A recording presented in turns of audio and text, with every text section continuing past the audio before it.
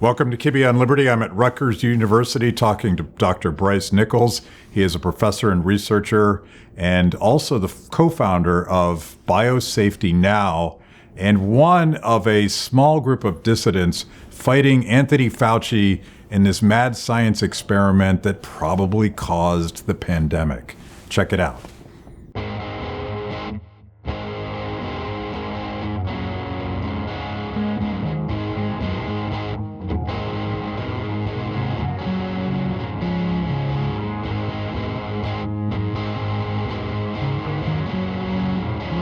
Welcome to Kibbe on Liberty.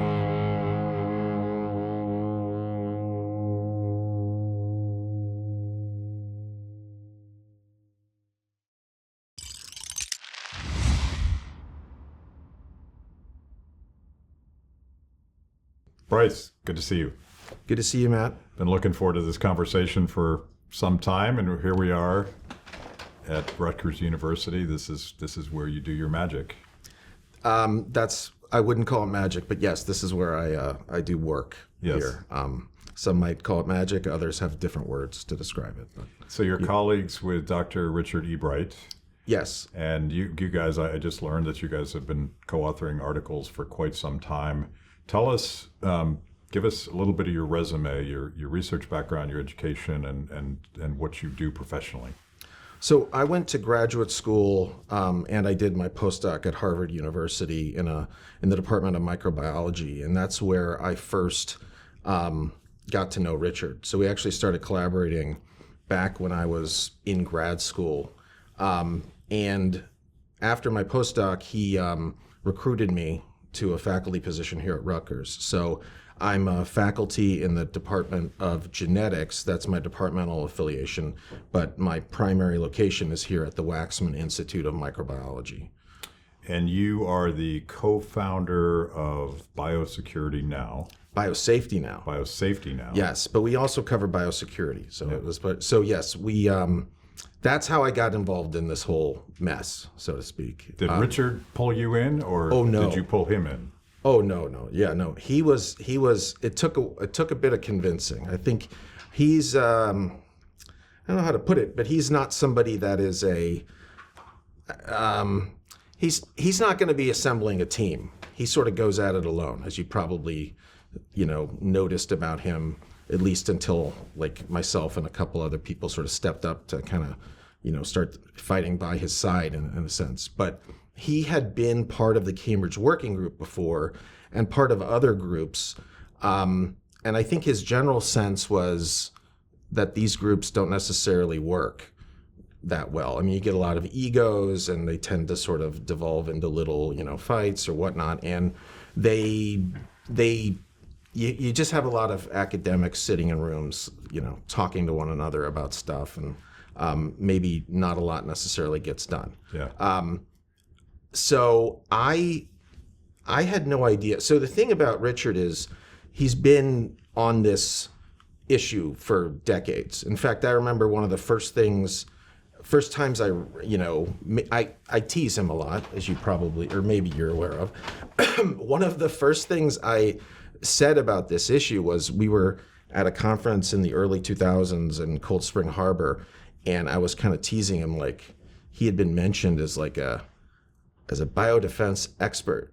And I was like, Richard, are you really a biodefense expert? And he's like, I was like, then we are in trouble. The fact that you're a biodefense expert, it makes me really scared. This is 2002 or 3 or something, when he first really came into prominence in this space by opposing, and I think he might have talked to you about this, the sort of boom of biodefense money that was overseen by Fauci after 9/11. Very early on, he became sort of the intellectual arch nemesis of Anthony Fauci. Yeah, and I hope he went into that because it's quite fascinating. And he's told me things I don't think he's mentioned publicly that has helped me frame my mindset around this issue, because you don't see a lot of the things that he had experienced with respect to his interactions with Fauci that explain why you see what he says about him publicly. Yeah. Because time and time again, he has seen efforts to rein in this reckless research undermined by Fauci primarily, at least, going back to, I think the first real remarkable thing is when Richard organized a letter that had over, I think, 750 signatories to say, we object to all this money going into biodefense at the expense of other very important, scientific research projects. And Fauci's reaction to it was to say, you don't know what you're talking about. Yeah. 750 people. And that was 2005, I believe. So you can kind of understand why he is skeptical of efforts that say, we need to reach a consensus. We need to figure out where each of us, let's find a consensus. I have, the word consensus now has become to mean shut the F up, pretty much. So Biosafety Now was different in the sense that it was going to just be, let's see how to put this. Originally, it started because I thought what Richard was doing was extremely important, but his, this idea that he's rude and a jerk was getting in the way of his issues. So they were able to deplatform him by accusing him of all kinds of isms. And, you see the way it plays out. He obviously is direct and obviously sometimes uses choice words and language. I don't want to sugarcoat it, of course. Sometimes he is a complete a-hole on Twitter, right?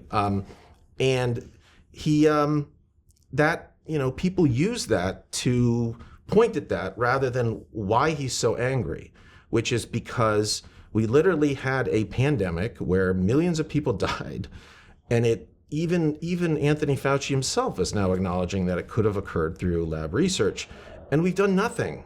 We have made no changes. 4.5 years later, we have made no changes to biosafety regulations in the U.S.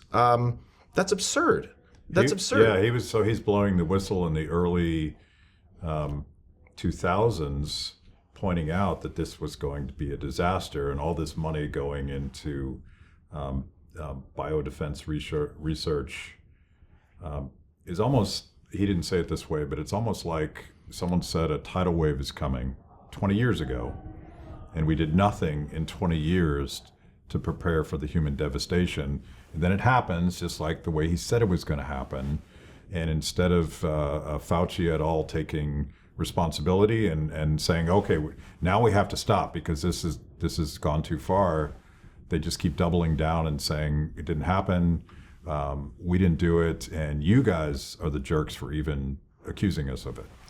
And worse yet, that we need more money to keep doing the research that likely caused the pandemic. Right. It's just, so I don't know how he deals with it. I think he's much better at compartmentalizing things than I am, which allows him to,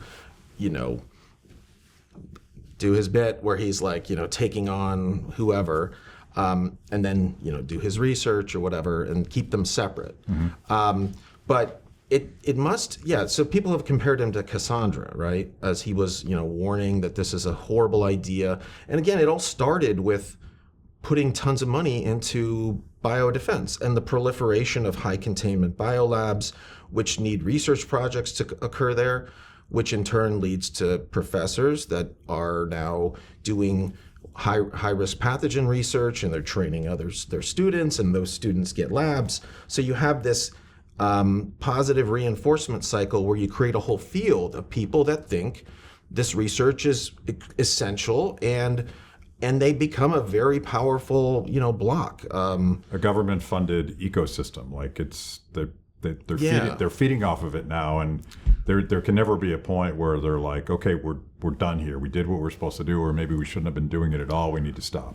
I believe their argument is, I think it's reasonable to take this position, but what it's not reasonable to do is then when you have this act, so the position being, this research is important, we need to do this, so that's fundamentally their position, that they think we need more and more high containment biolabs, and we need to do more and more high risk pathogen research. Now, a little piece of that is enhancing those high risk pathogens, right? So that's actually a piece of a larger issue with respect to how much of this high risk pathogen research is needed in the world and how much of it is too much, because it presents a danger to all of us. So that's where the discussion should be.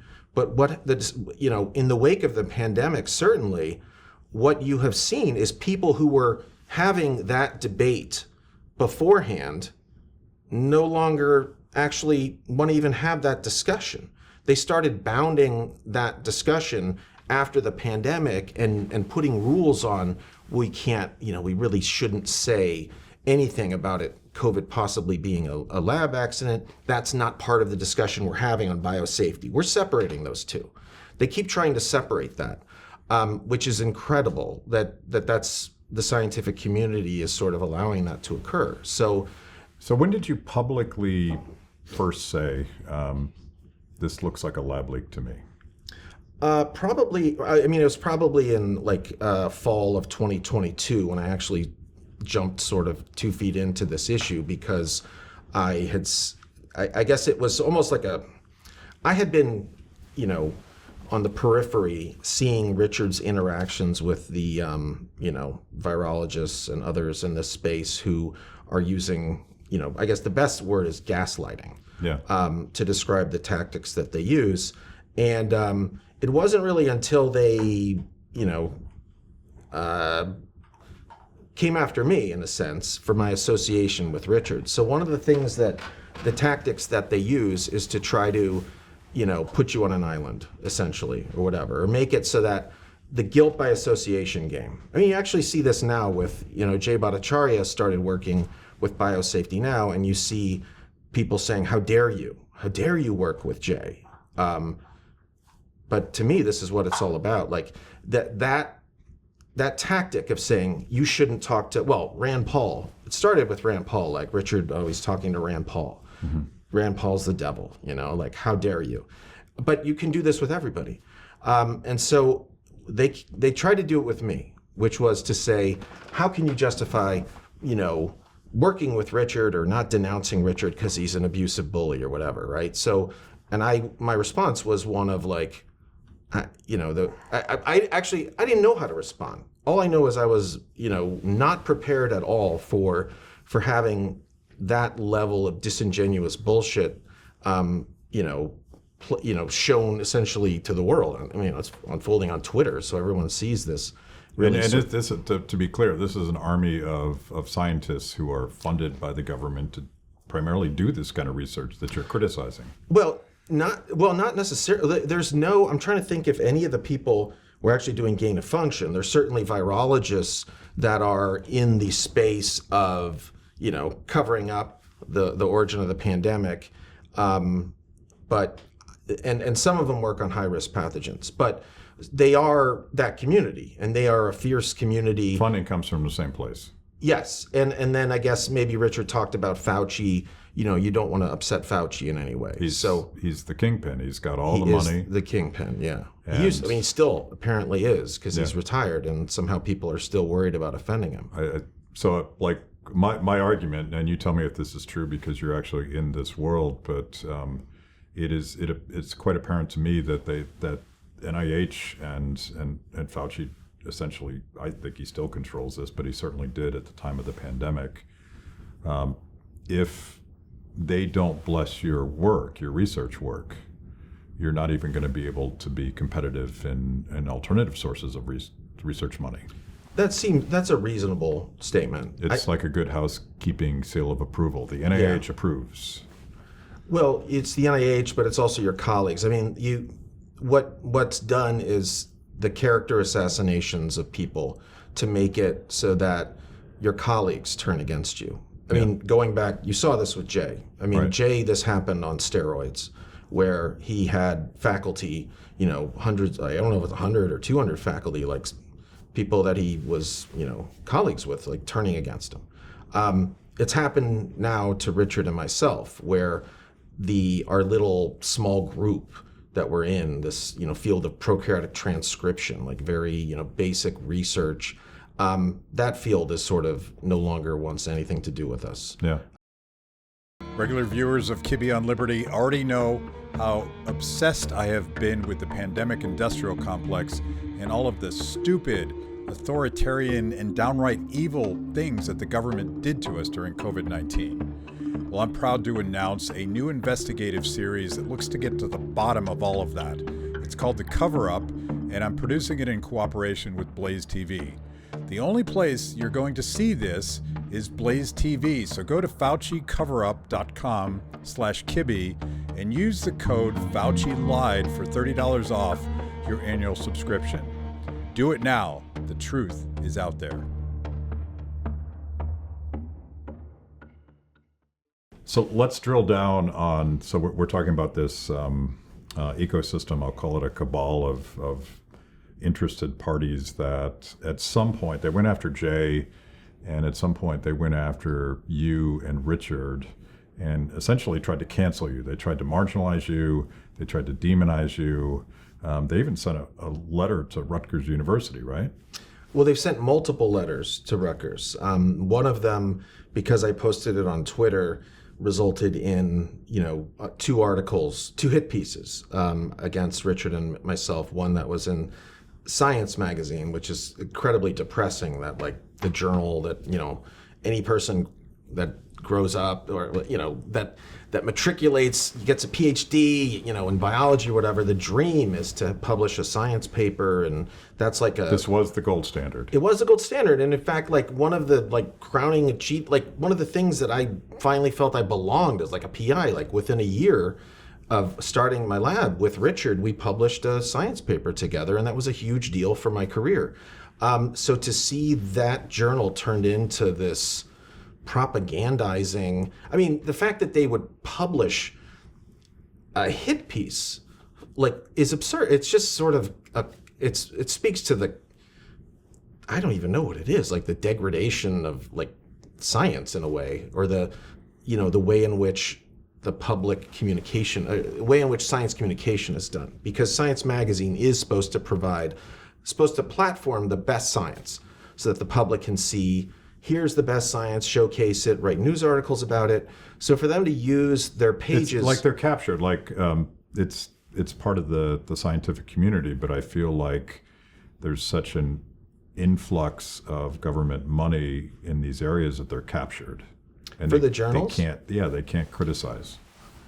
Well, the journals themselves are funded primarily by government grants. Because perhaps, have you heard about the way the publishing system works? That could be a whole episode about how the parasitic publishing system. Well, they don't pay for peer reviews, so they don't pay for content. They don't pay for reviews. All they do is they provide a service, like sort of a copy editing service, and now you don't need to print things anymore, so they put stuff online. So they copy edit and organize, and then they charge people for subscription fees. So you get, the taxpayer funds the research, they funds the review, and then they fund the payment you have to, give to access your own work. So there's it's incredible. It's just, it's good work if you can get it. It is, right? So in a way, the journals are part of the problem, because Science, Nature, Cell, those top journals, people want to publish in those. Those are career-making papers if you get them in those journals. And so, as Richard's commented before, these very, very high-risk experiments, they have done very well historically. The reconstruction of the 1918 pandemic virus was published in, I think it was published in Science or Nature. You'll have to do the voiceover to make sure. I'm trying to think. It was 2006. There were multiple papers, probably actually in Science. So that sets this trend where you have these really, really stupid experiments that are completely, think of this. Ask anybody hey, is it a good idea? We had this virus that was eradicated from the planet that killed millions of people. Should we make it and study it again? Who would say that's a good idea? And then publish how to do it. And then they got awarded for it, and it was talked about as a really important thing. It makes no sense. You just can't understand the logic of a scientist to do that, except other than I can. It will be cool. Sure, at some level, I guess it's cool, but it's incredibly reckless and stupid. So I'm not sure. No, I asked Dr. Ebright this, and he I think he agreed with me that in the private sector, if this wasn't a government-funded project, there's no profit motive to reconstruct the virus that caused the Spanish flu. Like, why would you do that? Absolutely. You wouldn't. So this is some sort of corruption, perversion that comes from lots of cash flow, and I would argue kind of a mad science mindset that Fauci has. Let's create all these viruses and then come up with a sciencey solution for them. Well, that gets into more of the actual reason, which it might be more sort of to produce like weapons, like offensive bioweapons, frankly, because that's really the best description of these things. Yeah. Like, we're making something that can be used as a bioweapon. I mean, what's the difference between calling it offensive or defensive? Fauci taking over like as the biodefense head, and then pitching this idea that we're just doing basic research on all these viruses and whatnot, muddies the water, making it hard to distinguish research that's just done for knowledge and for the benefit of humanity versus research that has military applications. And they're very interwound, but I don't think when scientists talk to the public about the research, they mention the military applications. Right. They focus on, we're learning stuff about viruses. We're going to make therapeutics and vaccines. But it really simply, the only utility of it is as a bioweapon. And that gets you in trouble, I guess, to say that in the government or whatever. And then to repeat myself again, and then publish the results on how to do it. I don't get that. Yeah. Or perhaps... I don't understand, right? Well, it's part of a cover-up. It's like out in the open. The U.S., you could say the U.S. is just flaunting, look at what we're doing. Yeah. Don't mess with us. That's sort of like the nuclear deterrent model where no one's going to try to, screw with us because we're just doing this all the time. We got all these things.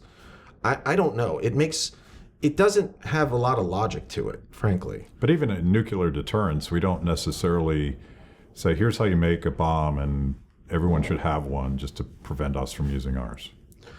Because it's clear that a nuclear bomb only has one application. Right. Whereas these viruses, they claim they're used for the benefit of humanity. It's a very strange argument. So let's go back to the campaign to destroy you guys. And I want to start with like the authors of the proximal origins paper. And we now know that all of these same scientists were saying, even days before they published this paper, that it sure looks like a lab leak. And then suddenly they published this paper. But not just those guys, but all of the people in this scientific community that you have been criticizing, they're the ones orchestrating the campaign to get you silenced. So there were the major effort involved. Well, actually, we should go back because in earlier this year, one of the other co-founders of Biosafety Now, so Justin Kinney, had to drop out from any of this, anything, because there were concerns that his activities were, problematic for, whatever reason. I don't want to get too much into it. He posted something online. You can see what he wrote, but his career was jeopardized by his efforts to, protect the public from being killed by a pandemic. That, in a way, speaks to like how absurd this issue is. In fact, let's hypothetically for him, I don't want to. He's sort of like the one thing in his life he can be really proud of and brave that he did was this thing, right? And it wasn't allowed, in a sense. Yeah. What does that say about like the nature of the scientific community now? That like literally go to Biosafety Now website. Look at our mission. Our mission is to like get regulation of high risk pathogen research and restore public trust in science. Right? Like it's sort of obvious stuff that shouldn't be controversial, but yet it has led to efforts to get rid of us.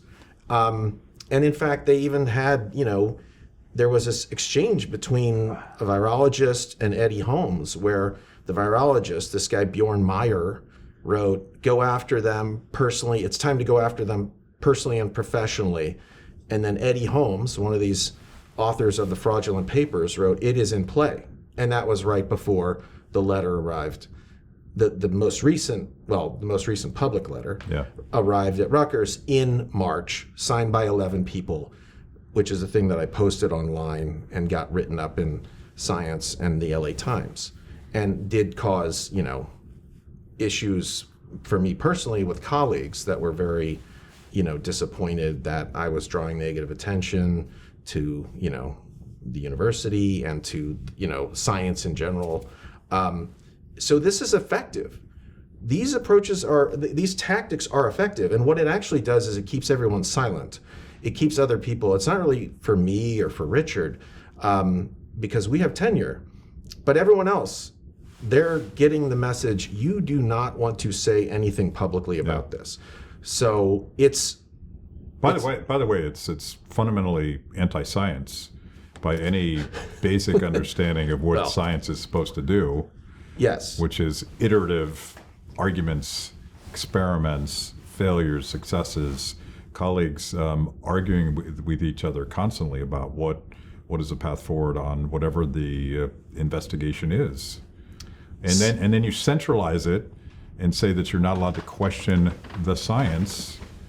Seems like a catastrophe in the making. Well, August 1st, there was an op-ed that you might have seen that 41 individuals signed. That basically the proposal there was to say it is dangerous to consider a hypothesis involving a lab accident causing COVID. And this is 41 people. That they're putting their names on a document that says we cannot apply the scientific method to the problem of COVID origins because it's too dangerous. I mean, that encapsulates kind of what you're saying. Like, we can't, that's definitely not scientific. Why do they say it's too dangerous? It's the same argument. So what's interesting about that op-ed is it repeats the argument that Ron Fouché wrote in the emails back in the sort of, early February about why it was, important that these, who eventually became the authors of the proximal origin, as well as the other virologists involved in that conference call, get their story straight, more or less. The idea being that if this came from a lab, it is bad for all of us. And it's going to take away from our ability to do research and save humanity later.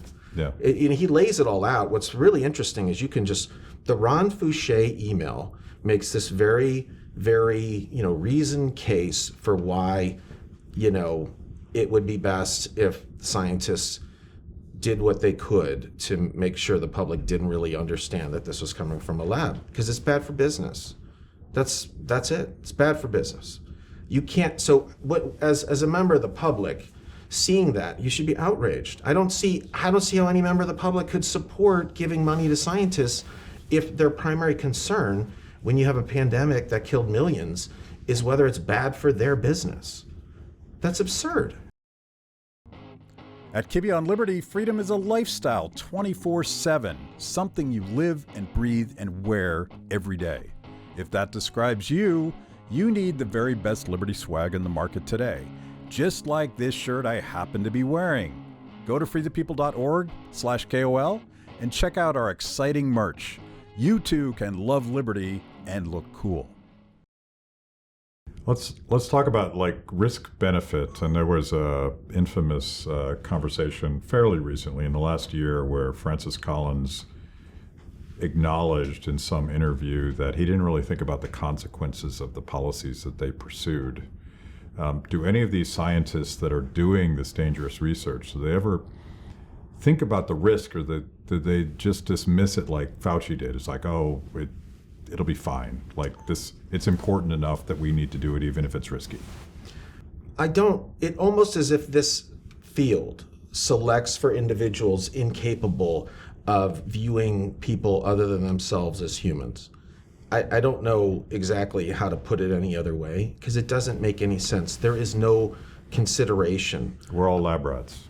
I don't even know if it's that. Like, that would be a step up, I think. We're not even lab rats. We're just hopefully I won't get in trouble by hurting these people.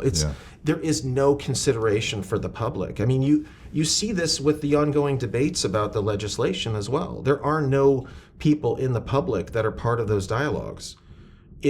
Because, of course, the public would say, we should just not do this. Yeah. This makes no sense. How do you do risk benefit on, well, there's a small chance that millions of people will die versus I'll get a Nature paper. The benefit is I'm going to get a Nature paper, but there's a tiny, tiny, infinite, like very small risk that everyone on the planet is going to die. Of course, the scientist is going to choose the Nature paper. That'll happen every time. That decision will always wind up with the Nature paper. And that's where we are, because there's no... I don't even know how to respond to this. There's no commercialization benefit of the research, but it's very well published, right? Yeah. And it's very good for the careers, and you get awards, and they talk about how this is going to lead to all these great breakthroughs later in the vaccines and the therapeutics. Where are they? And what they do, even more disingenuous, is they conflate all of gain-of-function research with the tiny, tiny bit of stupid gain-of-function research on these super dangerous pathogens. So yes, all of us in molecular biology do gain-of-function. We introduce plasmids into bacterial cells. They don't have any risk of causing a catastrophic pandemic or anything even close. Nothing. There's just but it gets all of science to defend them, because if you're thinking of this casually, if you're not really, interacting in this space or really, plugged in, you think that all of science is under threat because people are not allowing any gain of function, and all of us do gain of function. It's just that we're not working with Ebola. Yeah. It's effective. It seems like there should be a bright line on re-engineering Ebola. You would think. Well, no, the scientists get to decide. Yeah. Well, that's again going back to how stupid it is that we have opposition to the call for independent oversight.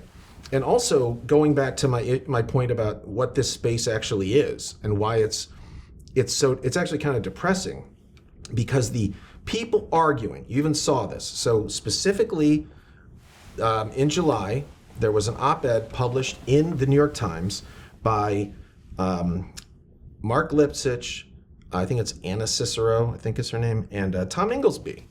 And they were saying that this new White House policy for oversight of, gain of function research on potential pandemic pathogens was great. It had some it had some issues, but it's really a step forward. That policy is one that still allows the scientists to regulate themselves. And these people, or at least I try to think if Inglesby himself was saying this, but certainly Mark Lipsitch had previously gone on record saying that this research needed independent oversight. Of course it does. Of course it does. Research that presents the highest danger to every human on the planet has to have some independent oversight. That's just obvious. Why is that difficult? By the way, this is all taxpayer-funded research. That's just that category, right? So, it's taxpayer-funded, and the concern about this recent, what I'm alluding to is there's a bill. So Senator Rand Paul has a bill called the Risky Research Review Act, which was the basis for the New York Times op-ed, meaning that even though the New York Times op-ed didn't mention that bill, that op-ed itself was designed to torpedo Senator Paul's bill. Yeah. Because right now the discussions ongoing in Washington is this new White House policy that's been proposed that's supposed to take effect in May of 2025. Does that just cover us? Does that solve this issue? Because if it doesn't, then we do need Senator Paul's bill. So if you have prominent people in the field, like the three authors of that op-ed, come out and say the White House policy is great and it's in the New York Times, what do you think a lawmaker is going to think? Like, they're going to listen to me? Of course not. You see what I post. I post some weird stuff on Twitter. So and that's where there's no public voice. You know how surreal this is, and I talked about this a little bit with Dr. Ebright. We started with Dick Cheney. Yeah. You know, the much demonized by Democrats and us libertarians as well. Dick Cheney taps Anthony Fauci, gives him a bunch of money to create this research. Richard Ebright emerges as a critic of Anthony Fauci's dangerous research. The New York Times writes what amounts to I'll call it a puff piece. It was substantial, but it was a glowing piece of Richard Ebright being this lone voice of reason in this otherwise crazy neoconservative scheme. And fast forward to today, and everything's flipped, where it is the Democrats in the New York Times that are defending the thing that Dick Cheney created with Anthony Fauci. Explain Bizarro World to me. Well, it's not. It just the easiest explanation is that it's very hard for people to be consistent. I think that's it's very difficult for anyone to have sort of consistent positions and apply the same standards for this person and this person if I really hate this person. Or it's the groupthink, right? I mean, there's all kinds of expressions for what. The partisan tables have flipped. Kind of. But it also kept, me personally, it kept me out of this space for a long time because I was also sort of involved, thinking, I associate with this group. Richard's unique in that he kind of doesn't care. So it's sort of these rare individuals that they're really not, they don't necessarily need those groups. Or I don't know exactly what it is because I'm not saying like the way he views the world is unique. And it takes that sort of unique way of thinking where you just focus on issues. I'm focusing on issues. And I try to do this myself now. It's tough because just because you hate the messenger doesn't mean that the message is wrong. And that's a hard thing to apply.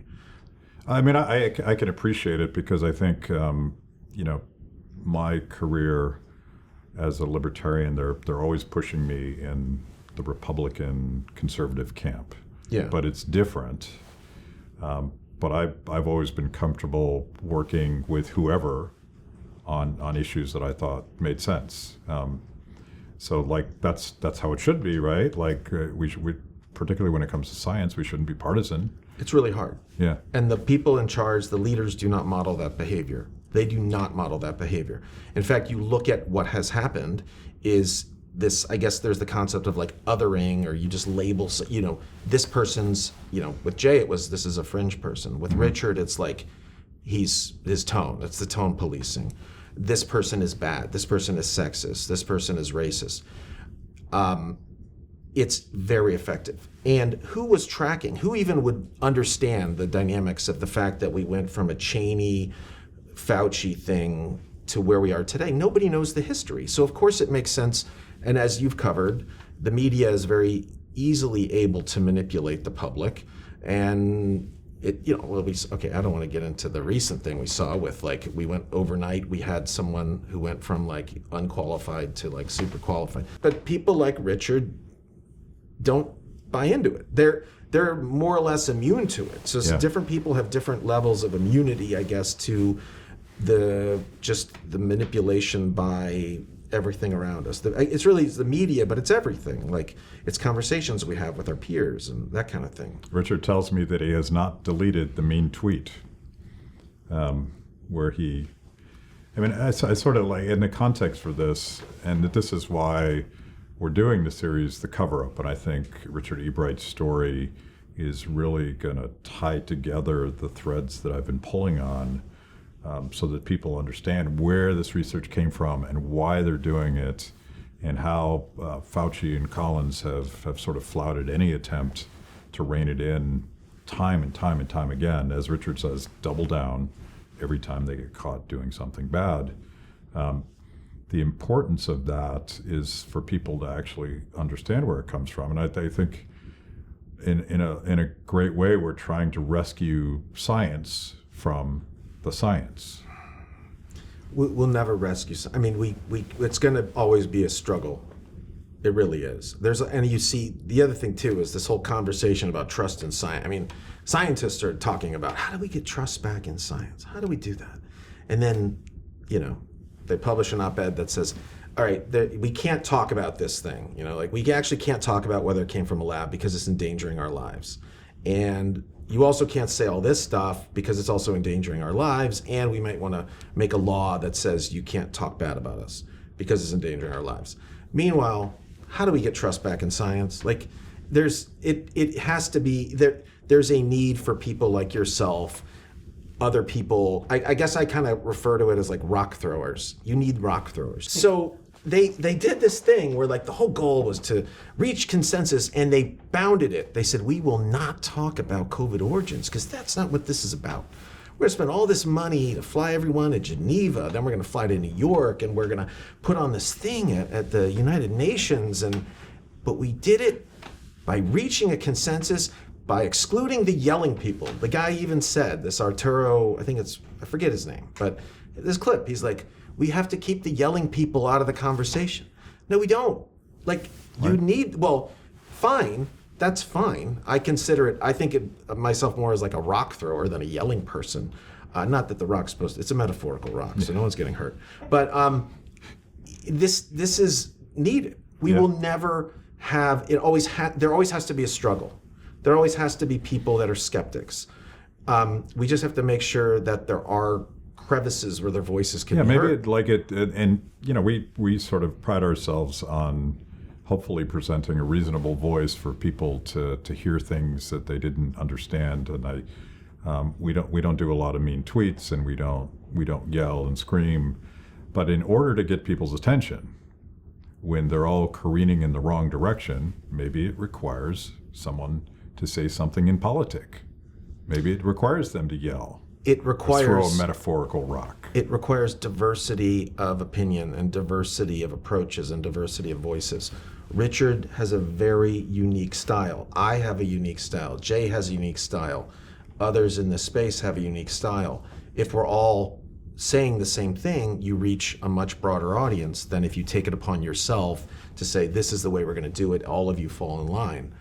You need, this is what one of the things now working with Jay is remarkable, because I had viewed him, and I've talked to him about this, as like the Antichrist. Like, he is horrible, the Santa Clara study, the lockdowns, just this whatever.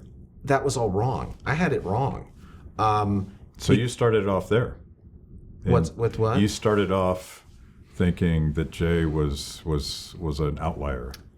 I just wasn't paying attention to those. Yeah. Like, it's hard because how much time do people have in the day to really look carefully at anything? So you're going to just take the, superficial messaging. Sure. And if everybody sees that superficial message, then everybody's like, oh yeah, this guy's a piece of crap. So that's where diversity of, we need this decentralized media, right? Yeah. Like, there's a need for it. And without it, you will, we always need conflict. We need healthy conflict, respectful conflict, but we don't need the use of unethical tactics to suppress good faith conversation. Yeah, intelligent arguments about things that matter. Yeah, and there's very few people that model that behavior in leadership positions, because it's very difficult to do. It's very difficult to do because most people's egos really get in the way, as mine did for a long time too. Like, we all have that piece of us that prevents us from admitting error, or looking at somebody a different way that we thought was horrible. It's not easy to do. But working with people that can model that behavior, I think, is, for me, a very powerful thing. But there's also and I want to get back to this in terms of, I talk about the pandemic industrial complex. Yeah. And it's this ecosystem of certainly government agencies and universities and NGOs and nonprofits and God knows what else, all sort of feeding off of this cash flow that originates with Cheney's war on terror. It is hard for people to work against their own interests. Right, absolutely. So you just need that, but the easier fix for that is replacing the leadership. I think that's where someone like Fauci did so much damage, because he was in place for 4 decades. Yeah. And it just going back, that's why I think that example of 750 or so distinguished scientists, he didn't care. How do you have 750 scientists sign something like, hey, we really think what you're doing here is wrong? And the response is, you don't understand what I'm doing. What, like, that's... Well, they were just scientists, but he was the science. I'm not sure he was back in... I mean, that was a newer branding of himself, but perhaps he's always considered That's when he said the science. quiet part out loud.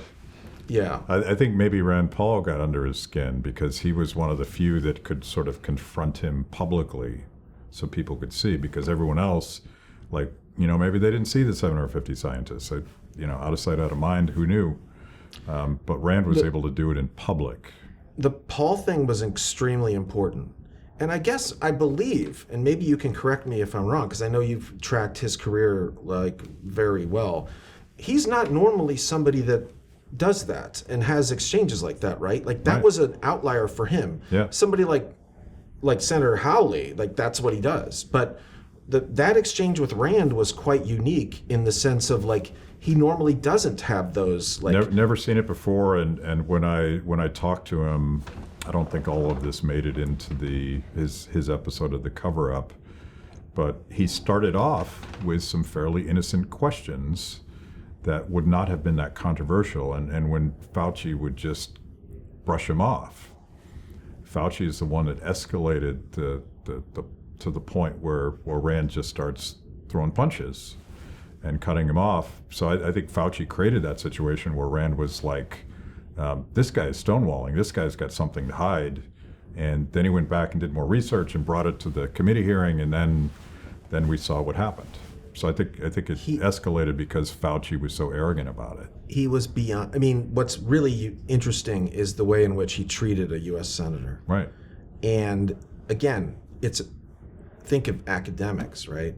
All academics. If I mention the name Rand Paul, they're like, "Oh my God, it's the word." Like, how can please? He's trying to destroy the world. He's a threat to everything, Yeah. And so when Fauci's going against Paul, he knows that like all of science is going to rally because Rand Paul's horrible, right? So he didn't have to show any respect to him, and he's pointing at him with his fingers. It is incredible how little respect he showed to a democratically elected U.S. senator in that moment. It's astonishing, and I think I don't know. Did I ask you this on a space about whether you'd seen anything like that before? I don't know who else would treat a senator with such little respect. Thank you for joining me today on Kibbe on Liberty and for being part of our fiercely independent audience. Every week, my organization, Free the People, partners with BlazeTV to bring you this show. My guests bring smart perspectives on everything from current events to timeless philosophical debates. If you like what you hear, go to freethepeople.org/KOL and support Kibbe on Liberty so we can continue to produce these honest conversations with interesting people. Now, let's get back to it. I mean, there is a constitutional responsibility for committees of jurisdiction to have oversight of the things that the American taxpayers are funding. I don't think I've ever seen someone call a legislator practicing their constitutional responsibility a liar. Maybe it's happened before, but I've never seen it. Yes. It's like the nuclear option. Yeah. If you just flip that if that was somebody speaking to, I can't think of anyone else that's done that, because you have to look at the body like language. He's pointing at him. Yeah. He has no care in the world. He knows that he is better than Senator Paul. It's actually quite scary watching that back. It's so easy to keep us divided. You have to have, again, it goes back to, you have to have leaders that want to unite rather than say they do while simultaneously dividing us. Well, let's try to find some optimism in all of this. And I know you've said this and I've said this, but the fact that, Rand Paul went from being fully demonized by the scientific community and everybody inside the Beltway for how dare you confront St. Anthony Fauci, our savior, to convincing his Democratic colleagues on the Government Oversight Committee to actually start hosting hearings on gain-of-function research and whether or not this is a plausible thing, the legislation that Rand Paul has introduced. I don't know if he has any Democratic co-sponsors yet. Do you? So I am, as perhaps you're aware, I don't know if you're fully aware, I don't like to I don't like mysteries. Right. And I don't like the backroom crap, and I would love everything to be done out in the open. So I get very upset with stuff going on behind the scenes. Can I really try to do everything as an open book as best possible, because that's we have to model this actually. So Jay has the concept of like radical transparency. I mean, what does that look like? And it's hard to do that in government. I try to do that as best as I can, right? I would love to know what is going on in the minds of the Democratic lawmakers. From what I can piece together, there is... Actually, I can't piece anything together because I haven't spoken with them. Mm-hmm. But nobody has expressed any confidence to me that they will support this. Okay. And my response to that has been, we need to make them. We need to make them. So when I actually, like Justin Kinney and I, before he left, we traveled to Wisconsin and we spoke in behalf of a ban on gain-of-function research bill that was put up by 2 Republicans in Wisconsin. And when I spoke there, the thing that frustrates me is that this, at its core, is a thing that the Democrats claim they support, which is protect the public health, this is about protecting the public from something extremely dangerous. Mm-hmm. Who would oppose that? Why are Democrats opposing it? I don't quite get the logic, but I think what it is simply that they are convinced that we're wrong. Well, I think they are honestly convinced that we're wrong, in the sense of that if we do put in this bill, it will have a negative impact on science, and they are the pro-science party, I guess. That's the generous interpretation. The less generous interpretation is that they put all of their eggs in the Fauci basket, so to speak, and now they got to stick with it. They made their bed, now they got to lie in it, and anything that sort of shows that they're not super fans of Fauci is a problem. Yeah. I hope that's not true. Sadly, if I were to guess, I think that's what it is, and that's absurd. And that actually should make,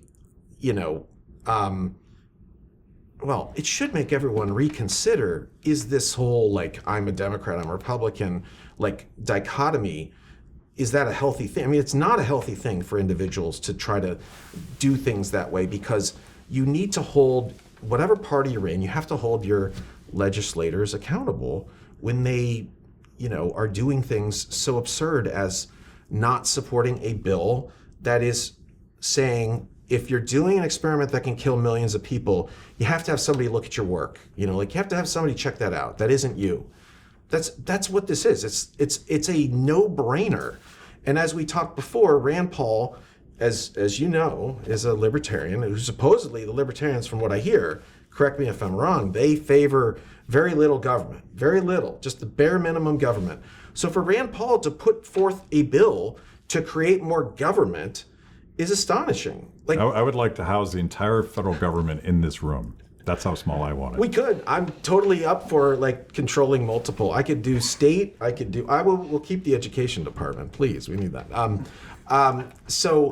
But that speaks to the magnitude of the problem. And right. I think there are these, people, everyone is always telling me how this stuff will never work. Like, oh, it will never work. You'll never get anything done. It's like, of course, you'll never get anything done if you have that loser attitude. I mean, it's stupid to say it, but there are so many reasons things don't work. Tell me how you can get them to work. I don't want to sound like stupid Tony Robbins or something, but it's nothing changes until somebody does something. Yeah, and in this case, it's hard to change, but it's not. This one's easy, because I think all we would need to do is get the senators in a room together and hold them accountable.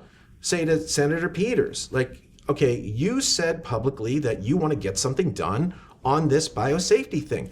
What do you want? I don't want to sound like I'm talking to a child or something, but what do you want the bill to say for you to support it? What are the limitations? Like, we have a bill, they're debating, I guess they want to do some changes, I guess. what are the red line? Like, what is important for Senator Paul to have in there? And what do the Democratic senators want to have in there? We could sort this out in an hour. It would only take an hour. So either, well, if they don't want to do that, I would just say there's no good faith in trying to do this. And then that would just mean that this is all performative nonsense. So I think, and having done this for a big part of my career, years ago I worked on the Hill, and I sort of watched how the process works on the inside. Yeah. And I came to the conclusion, grudgingly, is that with the few exceptions, they're not going to do the right thing for the right reason on the inside. They're only going to do the right thing for the right reason if the public demands it. So this is why I think Biosafety Now matters. Like, you guys aren't a lobbying firm. You're an educational platform. We can do 25% lobbying. We can do up to 25%, I believe. How are you organized? Is C3, C4? Yes, this 501c3. Yeah, right? yeah. So, but we don't have, like, we have like $4,000 or $4,500 in the bank, right? We've not done these massive fundraising things where we've raised about $25,000 Right. over the close to like year and a half. We could do these big fundraising things, but to me it's like, that takes, well, if we had a lot of money, we could do a lot more stuff, including mobilize the public at scale.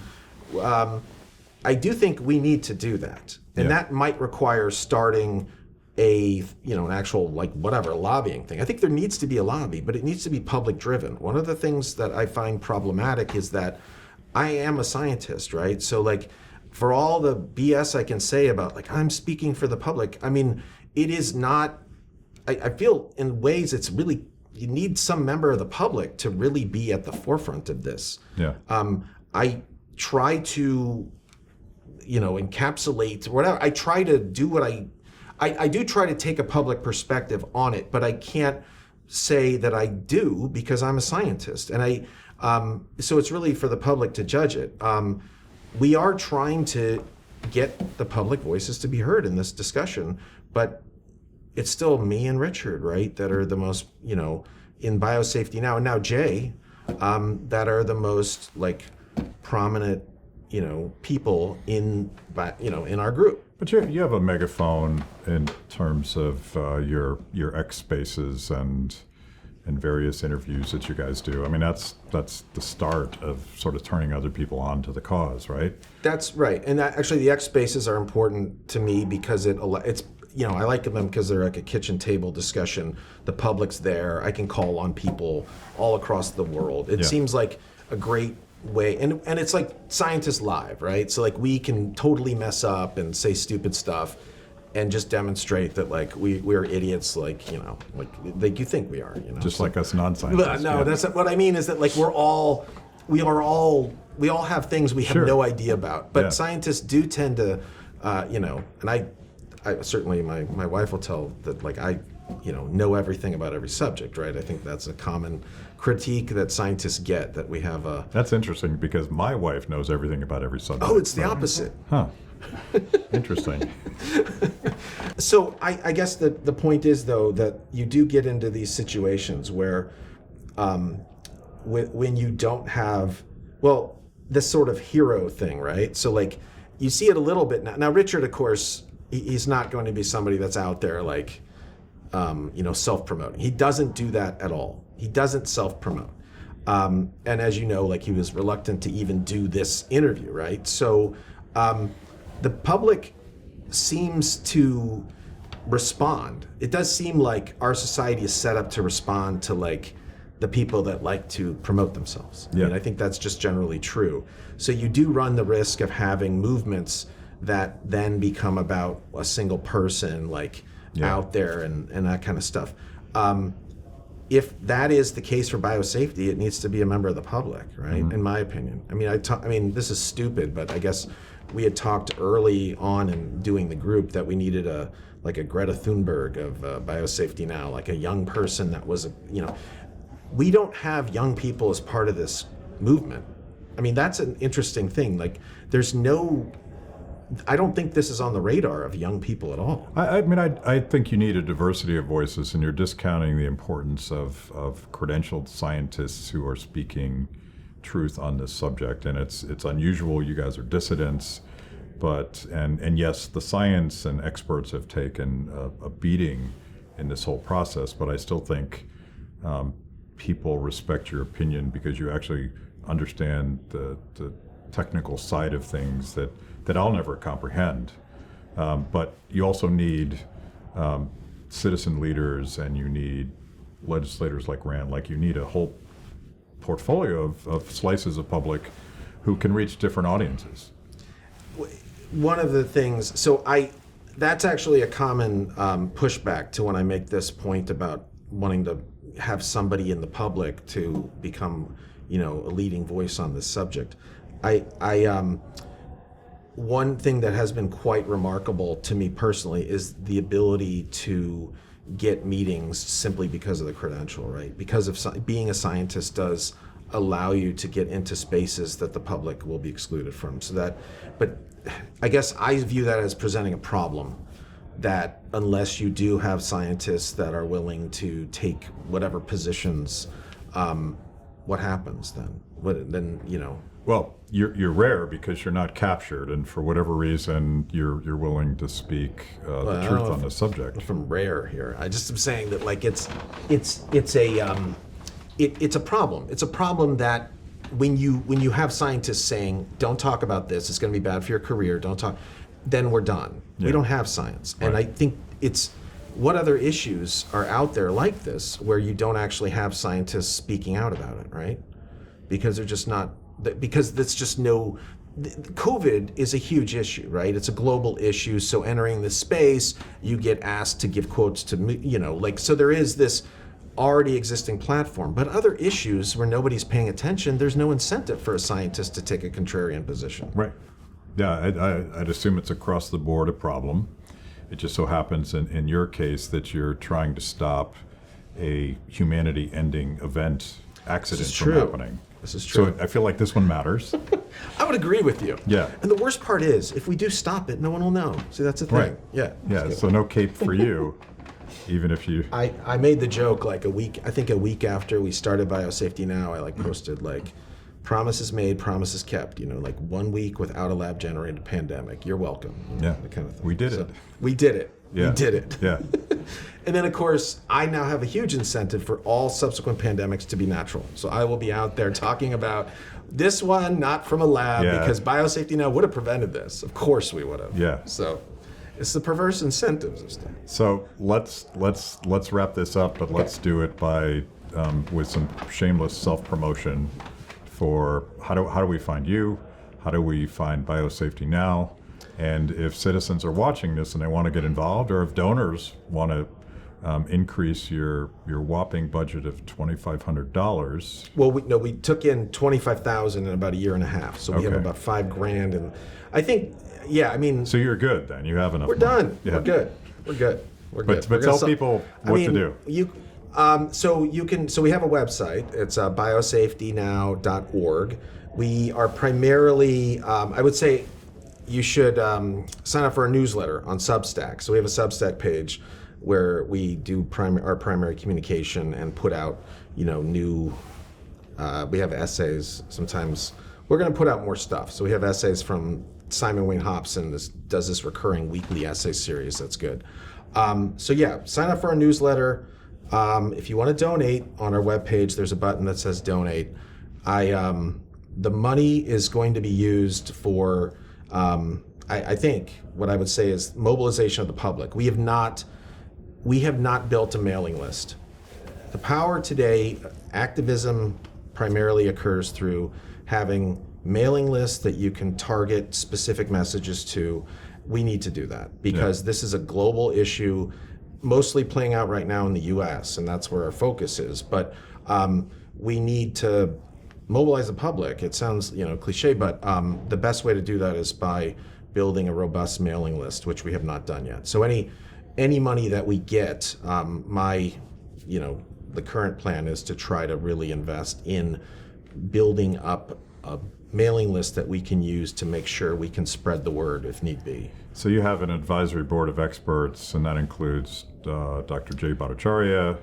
Well, we actually just changed. So the governance is important here. So we ran into problems because we started it with like everyone's on the leadership team. Everyone's voice is equally weighed. Doesn't work. Let's just be honest.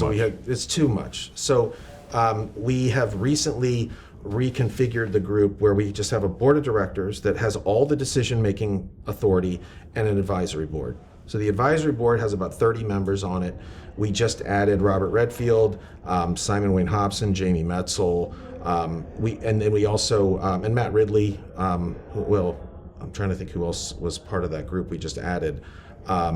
So we also had just added Jay Bhattacharya to the board of directors. So right now, the decision-making authority is myself, Jay Bhattacharya, and then Megan Gafford and Tyler Stepke, who are people who sort of are less prominent publicly, but play an important role in the direction of the group. Megan is actually the one who's running our Substack page.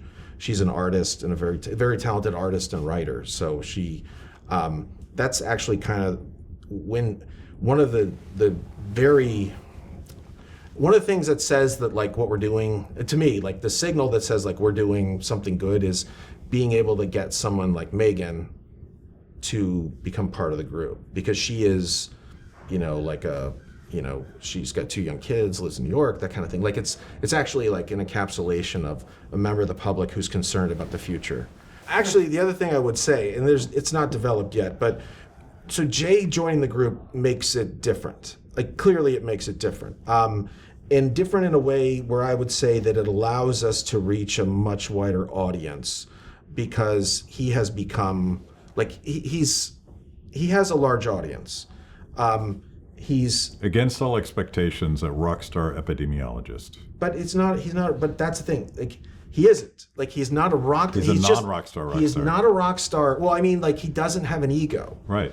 But it looks like he should, because of how much the public connects to him. That's why people are attracted to his opinions, is he's not telling them what to think. He doesn't have it's weird. It's so weird how much of I can't say enough kind words about him, and how wrong I was about him simply because I didn't know him. But he is the guy, he's just complete integrity. Complete integrity, humility, wanting to get at as close to the truth as we can. And for me, an excellent model in how to do some of the things that I'm not that good at, in terms of, sometimes being a little bit too abrasive or whatnot. He's a person that can like unify. Yeah.